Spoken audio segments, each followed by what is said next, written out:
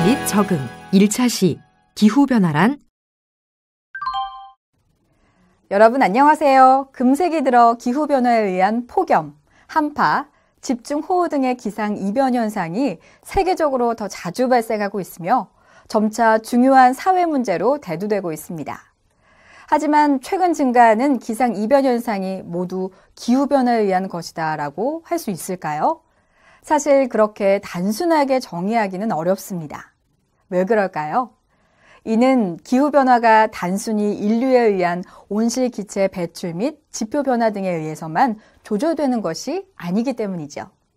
따라서 기후에 대한 기초 정의부터 기후변화에 따른 미래 전망까지 일련의 내용을 다룸으로써 기후변화에 대한 과학적 이해도를 높이는 것은 중요한 일일 것입니다.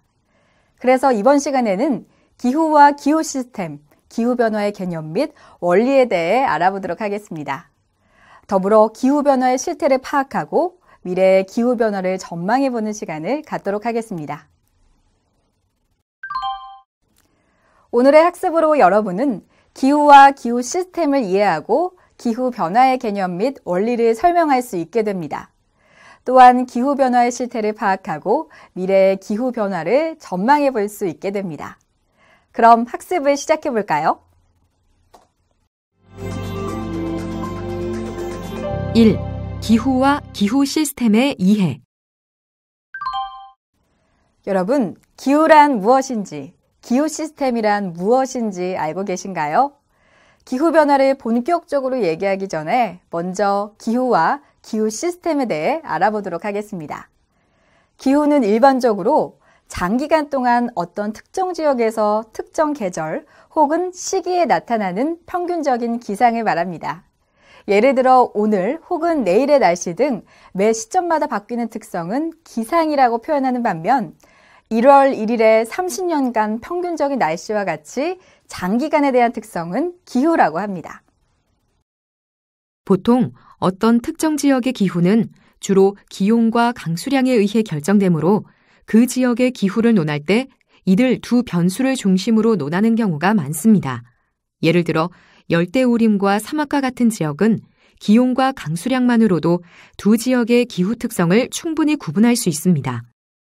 이와 같은 지역적 기후 특성은 위도, 고도, 수륙 분포, 지형 등에 의해 조절되는데 이처럼 기후 요소에 영향을 주는 요소를 기후인자라고 합니다. 이와 같은 기후의 정의를 고려하면 기후변화는 평균적인 날씨 특성이 바뀌는 것을 의미한다고 할 수 있을 것입니다. 만약 어떤 지역에서 일주일 이상 이상고온 현상이 나타난 경우 해당 현상을 기후변화라고 할 수 있을까요? 정답은 이것을 기후변화라고 단정짓기는 어렵다는 것입니다. 그러나 만약 상당히 긴 기간, 예를 들어 100년에 걸쳐 여름철에 이상고온 현상이 점점 더 자주 발생한다는 사실이 관측된다면 기후변화로 의심해 볼 여지가 생기게 되는 것이죠. 하지만 궁극적으로 어떤 기후변화가 인류 활동에 의한 것이라는 결론을 내리기 위해서는 그 외에도 고려해야 할 사항이 많이 있습니다. 이 내용에 대해서는 이후에 좀 더 자세히 알아보도록 하겠습니다. 먼저 기후 시스템에 대해 알아보겠습니다. 기후 시스템은 크게 대기권, 해양권, 설빙권, 생물권 혹은 지표의 4가지로 구성됩니다. 각 권역 내 혹은 각 권역 간 상호작용을 통해 기후 요소의 정구적인 분포를 조절합니다. 여기서 기후 요소란 평균 기온, 평균 습도, 평균 강수량 등을 수치적으로 표현한 값을 나타냅니다. 기후 시스템의 각 권역은 고유의 특성과 역할을 지니고 있습니다. 먼저 대기권에 대해 알아보겠습니다. 대기권의 가장 중요한 역할은 물과 에너지를 수송하여 전구에 걸쳐 재배치시키는 것입니다. 또한 생명체의 해로운 태양 복사 에너지와 우주 복사 에너지가 지표에 도달하기 전에 차단해주며 온실 효과를 발생시켜 지구의 기온을 따뜻하게 만들고 기온의 일교차가 급격하지 않도록 유지시켜주는 역할도 합니다. 해양권은 해류를 통해 극으로 에너지를 수송시키며 많은 양의 에너지, 화학물질, 물을 저장 및 공급할 수 있는 저장소 역할을 합니다. 특히 해양권은 화석연료의 연소 및 산림 감소에 의해 방출되는 이산화탄소 225억 톤 중 대기 중에 잔류하는 120억 톤을 감안 약 105억 톤을 흡수하는 것으로 알려져 있습니다. 해양권의 이산화탄소 흡수로 인해 대기 중 이산화탄소 농도 증가는 상당히 감속되고 있는 것으로 분석됩니다. 하지만 해양의 이산화탄소 저장 능력은 해양 온도가 상승함에 따라 현저하게 저하되므로 기후변화에 의해 해수 온도가 상승하면 오히려 대기 중 이산화탄소 농도 증가가 현재보다 가속화될 수 있습니다. 말하자면 해양은 어떤 경우에는 대기 중의 이산화탄소 일부분을 흡수하고 다른 경우에는 대기 중의 이산화탄소를 방출할 수도 있는 것입니다. 설빙권은 그 중에서도 특히 북극 해빙은 겨울철에 상대적으로 따뜻한 해양과 대기 사이의 에너지 교환을 막는 절연체 역할을 합니다. 또한 기후변화에 매우 민감하여 그 심각성을 빨리 알려준다는 측면에서 광산의 카나리아라고도 불립니다. 해빙의 소실은 북극뿐만 아니라 중위도의 한파, 폭설 증가 등 북극 외 지역에도 큰 영향을 미치므로 기후변화에 있어 매우 중요하죠.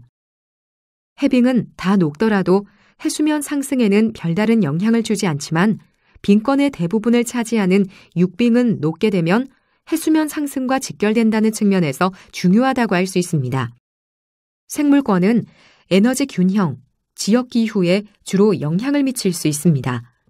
예를 들어 볼까요? 사막의 경우 에너지 균형이 주로 현혈과 복사에너지에 의해 이루어지죠. 식생으로 덮여 있는 경우에는 증발산이 활발해져 현혈의 역할이 감소하는 반면 자멸의 역할이 커집니다. 이처럼 주로 해당 지역의 에너지 균형에 영향을 주지만 때로는 식생의 변화가 대기 순환장의 변화를 가져와 주변 지역에도 영향을 주는 경우도 있습니다. 2. 기후변화의 개념 및 원리. 지금과 같은 안정적인 지구의 기후는 지구로 유입되는 태양 복사 에너지와 우주로 방출되는 지구 복사 에너지 사이의 균형에 의해 이루어집니다. 에너지를 수송 전달하는 방법에는 크게 복사, 대류, 전도의 세 가지가 있는데 지구가 우주, 즉 외부계와 에너지를 교환할 수 있는 유일한 방법은 복사입니다. 그 이유는 대류와 전도는 에너지를 전달하는 매개체의 존재가 필요하나 우주에는 이러한 매개체의 존재가 매우 희박하므로 복사를 통해서만 에너지 수송이 가능하기 때문이죠. 평균적으로 지구로 유입되는 태양 복사 에너지는 평반미터당 340와트이며 지표면으로부터 우주로 방출되는 지구 복사 에너지는 유입되는 태양 복사 에너지와 평형을 이룹니다. 단순히 스테판 볼츠만 법칙으로 계산하면 지구의 평균 기온은 섭씨 마이너스 18도가 되어야 합니다.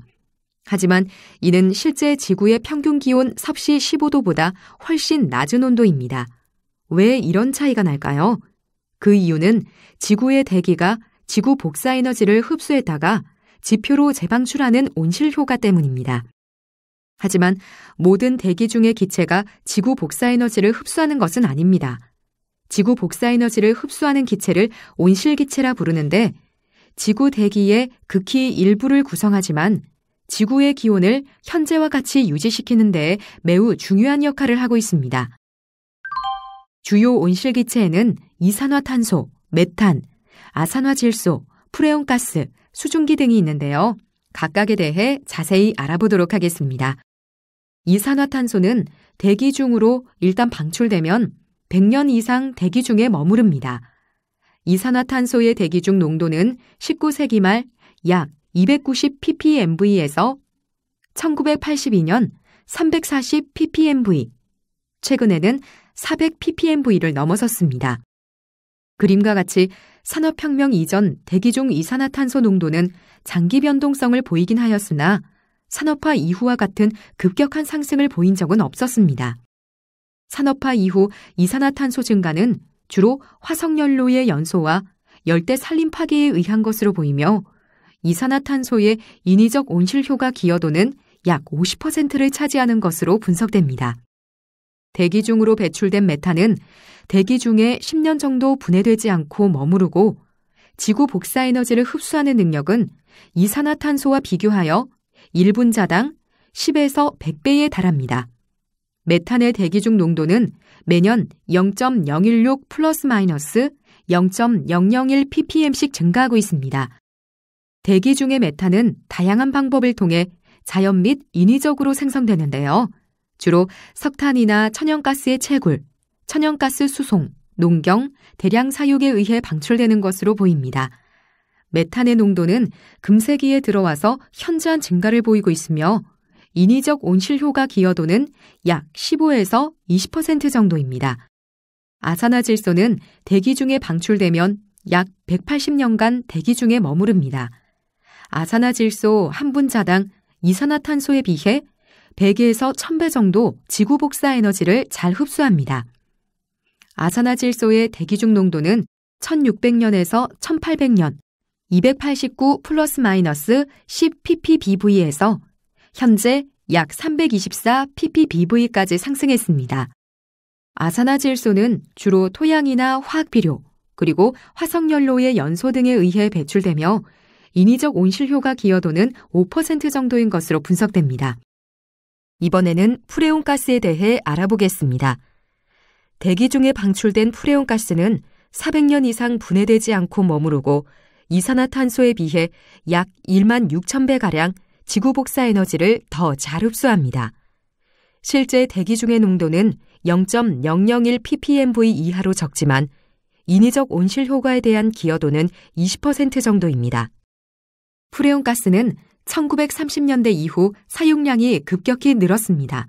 주로 냉장고, 에어컨 등의 냉매제, 절연체 및 반도체의 세척제, 그리고 각종 스프레이 제품에 사용되었으나 오존층 파괴의 원인 물질로 지목되면서 현재는 대체품인 HCFC가 주로 사용되고 있습니다. 수증기는 대기 중에서 가장 온실 효과에 기여가 큰 기체입니다. 온실기체는 산업화에 따른 이산화탄소 배출과 같이 인위적인 온실기체로 분류되지는 않지만 대륙간 수증기 농도는 기온의 의존성이 커 강한 양의 되먹임 작용을 일으킬 수 있으므로 기후변화에 있어 매우 중요한 역할을 합니다. 우리는 앞에서 일주일이 넘게 이상고온 현상이 나타나더라도 기후변화에 의한 것이라고 단정 지을 수 없다고 했습니다. 과연 그 이유는 무엇일까요? 우리가 겪은 혹은 미래에 겪을 기후변화는 산업화 이후 인위적으로 배출된 온실기체 증가에 따른 영향일 것이라고 추측할 수 있습니다. 그렇다고 해서 2000년대 들어 우리가 겪은 태풍, 가뭄, 폭우 등의 수많은 기상이변이 인류에 의한 기후변화로부터 기인한 것이라고 단정지어 말할 수는 없겠죠. 왜냐하면 기후변화는 인위적 강제력, 자연적 강제력, 내부 변동성으로 구성되기 때문입니다. 인위적 강제력은 온실기체 증가나 지표면 변화 등 지구에너지 균형에 영향을 주는 모든 인류 활동의 결과물을 말합니다. 자연적 강제력은 화산활동, 태양활동 등과 같이 지구에너지 균형에 영향을 주는 모든 자연현상을, 내부 변동성은 엘니뇨, 라니냐와 같이 기후 시스템 자체가 스스로 가지고 있는 변동성을 의미합니다. 인위적 강제력은 분명히 기후변화에 영향을 줍니다. 하지만 우리가 현재 겪는 기후변화는 자연적 강제력과 내부 변동성도 함께 포함되어 나타나는 것이기 때문에 인위적 강제력 효과만을 떼어내 직접적으로 가늠하기는 어렵습니다. 예를 들어 볼까요? 엘니뇨 현상이 일어난 해에는 일반적으로 더 강한 태풍이 발생하게 되므로 특정 연도에 강한 태풍이 크게 증가하더라도 이것이 기후변화에 의한 것인지 아닌지는 당장은 알기 어렵다는 것이죠. 그래서 우리는 보통 인위적 강제력의 효과를 언급할 때 기후변화 시나리오에 기반한 전구기후 모형을 사용해 인위적 강제력의 기후변화 기여도를 분석합니다. 기후변화 시나리오는 일반적으로 기후변화에 관한 정부 간 협의체의 제5차 보고서에서 채택한 대표 농도 경로 시나리오가 사용됩니다. RCP 시나리오는 2100년경 복사 강제력을 현재 기후 대비 특정 값에 도달시키는 온실기체, 에어로솔, 토지 이용 변화의 다양한 시나리오에 대한 대표 경로 시나리오입니다. RCP 시나리오에 근거한 인위적 강제력 정보를 전구기후 모형에 대입하여 미래 기후 변화를 추정합니다. 이때 각 모형은 모형 자체가 갖는 편차와 자체 내부 변동성을 가지고 있습니다. 일반적으로 미래 기후 변화의 불확실성을 최소화하기 위해 적용하는 다중모형 앙상블은 앞서 언급한 모델 자체의 편차 및 내부 변동성을 상쇄시켜 자연스럽게 인위적 강제력에 의한 효과를 중점적으로 볼 수 있게 됩니다. 앞서 언급했듯이 인류 활동에 의한 기후 변화를 추정하기 위한 다중모형 앙상블 기법은 기후 모형의 내부 변동성과 개별 모형이 갖는 편차를 제거해주는 역할을 합니다. 동일한 RCP 시나리오 하에서도 기후 모형에 의한 전망이 기후 모형마다 매우 다양한데 이는 결국 기후변화의 불확실성이 매우 크다는 사실을 시사하는 것입니다. 돌발 퀴즈. 기후모형 결과를 평균하는 다중모형 앙상블 기법을 적용하더라도 내부 변동성 요소는 제거되지 않는다는 설명이 맞으면 O, 틀리면 X를 선택하세요. 정답입니다. 이러한 불확실성의 원인은 초기값 문제, 대기의 움직임을 지배하는 방정식의 비선 형성, 기후 모형 격자보다 작은 규모의 현상에 대한 모수화의 한계 등 다양합니다. 기후 모형의 불확실성에 대한 모든 요인이 중요하지만 비전공자도 정성적으로 이해하기 쉬운 요인인 기후변화 되먹임 작용에 대해 좀 더 살펴보도록 하겠습니다. 기후변화 되먹임은 크게 기후변화를 가속화시키는 양의 되먹임과 감속시키는 음의 되먹임으로 나뉠 수 있습니다. 기후변화를 증폭 내지 감쇄시킨다는 측면에서 기후변화 정도를 크게 좌우할 수 있으나 기후 모형별로 이러한 기후변화 되먹임 작용의 강도가 서로 많이 다르기 때문에 결과적으로 기후변화 전망도 모형별로 달라질 수 있습니다. 대표적인 기후변화 되먹임 작용에는 플랑크 되먹임, 수증기 되먹임, 해빙 알베도 되먹임, 구름 되먹임 등이 있습니다. 하나씩 살펴볼까요? 플랑크 되먹임은 대표적인 음의 되먹임 작용으로 지구 온도의 4제곱은 지구로부터 방출되는 지구 복사 에너지와 비례한다는 스테판 볼츠만 법칙에 근거합니다. 만약 대기의 구성 성분이나 알베도와 같은 다른 요소를 무시할 수 있다면 지표 온도가 올라갈수록 스테판 볼츠만 법칙에 의해 더 많은 양의 지구 복사 에너지가 방출되는데 이것은 지구가 더 빠르게 냉각된다는 것을 의미하죠. 즉, 온도가 올라가는 만큼 온도를 낮추려는 경향을 가지므로 플랑크 되먹임은 대표적인 음의 되먹임이라고 할 수 있습니다. 수증기 되먹임은 대표적인 양의 되먹임 작용입니다. 일반적으로 상대 습도가 일정하다는 가정하에 온도가 올라갈수록 대기 중 수증기의 양은 증가한다는 클라우지우스, 클라페이론 관계를 따릅니다. 수증기의 온실 효과는 가장 강력하므로 기온 상승에 따라 대기 중 수증기가 증가하고 온실 효과가 강화되는 양의 되먹임이 발생하게 되는 것이죠. 지구의 온도가 상승하면 북극 해빙이 녹아서 감소하게 되겠죠. 해빙이 녹아 없어진 자리는 바다로 메워지게 되는데 일반적으로 해빙은 바다에 비해 알베도가 높기 때문에 해빙의 감소는 북극 지방의 알베도 감소로 이어지게 됩니다. 알베도가 감소하면 더 많은 양의 태양 복사 에너지가 북극에 흡수될 수 있게 되고 이에 따라 온도가 더 상승하게 되므로 해빙 알베도 되먹임 역시 대표적인 양의 되먹임 중 하나라고 할 수 있습니다. 구름 되먹임은 다른 되먹임 작용과 달리 구름의 두께, 높이, 지표 상태, 태양 복사 입사각 등에 따라 역할이 달라져 그 자체로 불확실성이 큰 되먹임 작용 중 하나입니다. 일반적으로 낮고 두꺼운 구름은 태양 복사 에너지를 차단하는 역할이 더 강해 지구 온도를 낮추는 역할을 하는 반면 높고 얇은 구름은 태양 복사 에너지는 거의 통과시키는 반면 지구 복사 에너지는 흡수해 지구 온도를 높이는 역할을 합니다.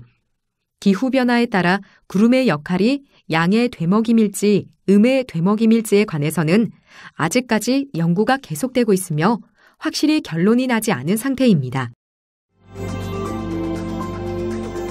3. 기후변화 실태 및 미래 전망. 기후변화 실태 및 미래 전망에 대해 알아보기 위해 기후변화에 대한 IPCC 제5차 보고서의 결론을 요약해서 보도록 하겠습니다. 먼저 기후변화 실태에 대해 알아보겠습니다. 1850년 이래로 지표기온 상승은 그 어느 때보다도 지속적으로 가속되었습니다. 하지만 전국 평균 지표기온은 뚜렷한 10년 및 경년 변동성을 보이므로 단기간의 자료에 근거하여 지구의 평균 기온이 지속적으로 상승하였다고 단언하기는 어렵죠. 북반구 중위도 육지에서의 평균 강수량은 1901년부터 증가했지만 그 외 위도의 경우 증감 경향이 뚜렷하지 않습니다. 해양은 1971년에서 2010년간 기후 시스템에 축적된 에너지의 90%를 흡수하고 있는데요. 정구적인 규모에서 해양 온난화는 표면 근처에서 가장 높고 해양 상층부 75m를 기준으로 했을 때 1971년에서 2010년간 10년당 섭씨 0.11도 상승했습니다.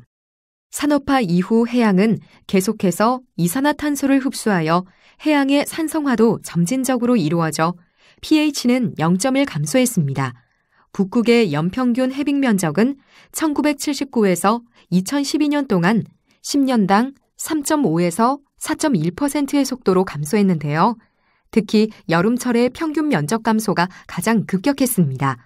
남극의 연평균 해빙 면적은 동기간 동안 10년당 1.2에서 1.8%의 속도로 증가했으나 지역에 따라 면적이 감소한 지역도 존재합니다. 전지구 평균 해수면은 1901에서 2010년간 0.19m 상승하였습니다. 19세기 중반 이후 해수면 상승률은 19세기 이전 2000년간 평균 상승률을 크게 상회했습니다. 1950년 이래로 다수의 극한 기상 및 기후 현상에서 변화가 관측되었으며 이 중 일부는 인간 활동과 관련된 것으로 극한 저온, 극한 고온, 극한 해수면 상승, 호우빈도 증가 등이 해당합니다. 기후변화에 따른 다수 지역의 강수량 변화, 눈과 빙하의 녹지화 등은 수문 시스템에 영향을 주어 수자원의 양과 질을 변화시켰습니다. 또한 육상, 담수, 해양의 생물종, 다수의 지리적 범위, 활동 시기, 이주 시기, 개체수, 종간 상호작용을 변화시켰죠. 작물 생산량에도 일반적으로 부정적인 영향을 주는 것으로 분석되고 있습니다. 이제 미래 기후변화 전망에 대해 살펴보겠습니다. 평균 지표 기온은 상승할 것으로 예상되는데 특히 북극 지역의 온난화는 지구 평균 온난화 속도보다 더 빠를 것으로 보입니다. 평균 지표 기온의 상승에 따라 일계절 시간 범위에서 육지 지역 극한 고온 현상은 더욱 증가하는 반면 극한 저온 현상은 감소할 것으로 전망됩니다. 하지만 간헐적으로 발생하는 겨울의 극한 혹한 현상은 계속해서 나타날 수 있습니다. 정구적으로 해양의 온난화는 지속될 것이며 열대 및 북반구 아열대 지역의 해양 표면에서 온난화가 가장 강하게 나타날 것으로 전망됩니다. 해양의 산성화는 RCP 2.6에서는 21세기 중반 이후 느리게나마 회복될 것으로 보이지만 다른 모든 시나리오에서는 21세기 말까지 해양 산성화는 지속될 것으로 보입니다. 해수면 상승 범위는 RCP 2.6에서 0.26에서 0.55m, RCP 8.5에서는 0.45에서 0.82m가 될 것으로 예상되죠. 모든 RCP 시나리오 하에서 북극 해빙의 감소가 예상되며 RCP 8.5에서는 21세기 중반 이전 여름 해빙이 가장 적은 9월에 해빙이 전혀 없는 북극해가 될 수 있다고 보고 있습니다. 또한 남극 대륙의 빙하를 제외한 지구 빙하량은 RCP 2.6에서 15에서 55%, RCP 8.5에서 35에서 85%까지 감소할 것으로 전망됩니다. 영구동 토층은 지구 표면 평균 기온 상승에 따라 감소할 것으로 예상됩니다. 또한 기후변화는 많은 종들의 멸종 위기를 야기할 것으로 보이며 미래 식량 안보에도 부정적인 영향을 미칠 것으로 전망됩니다. 더불어 기존의 건강 문제를 대개 악화시키는 방향으로 작용할 것으로 예상됩니다.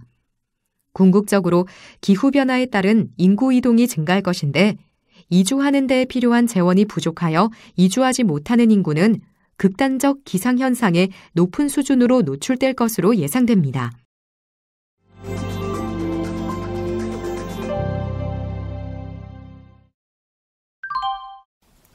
오늘 배운 내용과 관련하여 학습자의 궁금증을 해결하는 시간을 가져보겠습니다. 이번 시간에는 기후변화 전망의 불확실성과 올바른 활용 방향에 대해 질문 주셨는데요. 기후변화에 적응하기 위해서는 기후변화 전망 자료가 필수 불가결하나 그 전망 자료의 불확실성은 매우 크다고 할 수 있습니다. 현재로서는 단일 모형에 근거하지 않은 다중 모형 앙상블 기법이 최적의 대안으로 제시되고 있는데요. 기후 모형의 미래 전망은 상당한 불확실성을 함유하고 있기 때문에 전망 자료를 정책적으로 활용할 시에는 반드시 확률적 접근 방법을 적용해야만 합니다. 명시적으로 정해진 전망값을 그냥 사용할 경우 실제와 매우 동떨어진 정책 결정을 내릴 수도 있으므로 주의해야 하겠습니다. 대부분의 기후 전망 자료는 인위적 요인에 의한 평균적인 미래 변화를 유추하기 위한 것이죠. 따라서 2020년의 정책 결정을 위해 2020년 전망 자료를 활용한다는 식의 접근은 좋지 않습니다. 그 이유는 다중 모형 앙상블 기후 전망에는 인류에 의한 인위적 강제력만을 함유하므로 실제 우리가 겪을 중기 기후변화와는 상이할 수밖에 없기 때문입니다. 그러므로 기후변화에 장기적으로 적응을 하기 위해서는 2050년 이상의 먼 미래를 목표로 정책을 수립하되 5년 간격으로 정책을 이행 및 평가하고 이에 맞추어 정책을 재수립하는 방향이 보다 적절할 것입니다.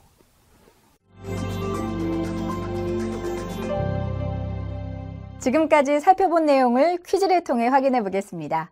문제는 모두 세 문항이 제시되며 기회는 2번씩 제공됩니다. 그럼 시작해 볼까요?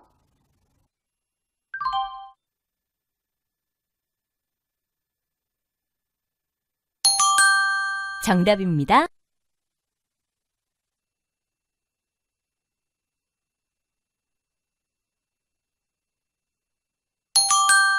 정답입니다.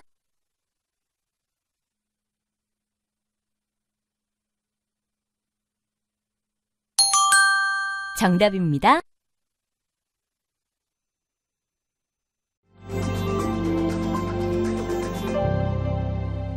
오늘 학습한 내용을 살펴보면서 주요 개념들을 다시 한번 정리해 보세요. 기후는 일반적으로 특정 지역의 특정 장기간 동안의 기상 요소를 평균한 값으로 표현됩니다. 기후는 일반적으로 기후 시스템을 구성하는 4가지 권역의 영향을 받으며 각 권역은 물 순환, 탄소 순환 등의 측면에서 각각 상호작용을 합니다. 최근의 지구기온 상승은 상당 부분 대기 중 온실기체 증가에 따른 온실효가 강화에 의한 것으로 분석되고 있습니다. 하지만 실제 기후변화는 인위적 강제력 외에 내부 변동성과 자연적 강제력에 의해서도 발생합니다. 일반적으로 다중모형 앙상블 기법은 개별 모형의 편차 외에 내부 변동성 효과도 제거하여 비교적 순수하게 인위적 강제력에 의한 미래 기후변화 전망을 볼 수 있습니다. 과거 수십 년 동안 기온 상승, 해수면 상승, 북극 해빙 면적 감소 등은 통계적으로 거의 확실하게 나타나고 있습니다. 이러한 추세는 미래에도 지속되어 시나리오별로 평균 기온은 0.3에서 4.8도, 해수면 상승은 0.26에서 0.82m가 예상됩니다.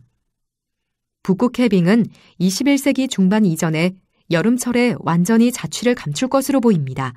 한편 강수량의 증감은 미래에도 지역별로 불확실성이 여전히 크게 나타나지만 일반적으로 강수가 많은 지역은 더 많이 오고 적은 지역은 더 적게 오는 양상을 보일 것으로 전망됩니다.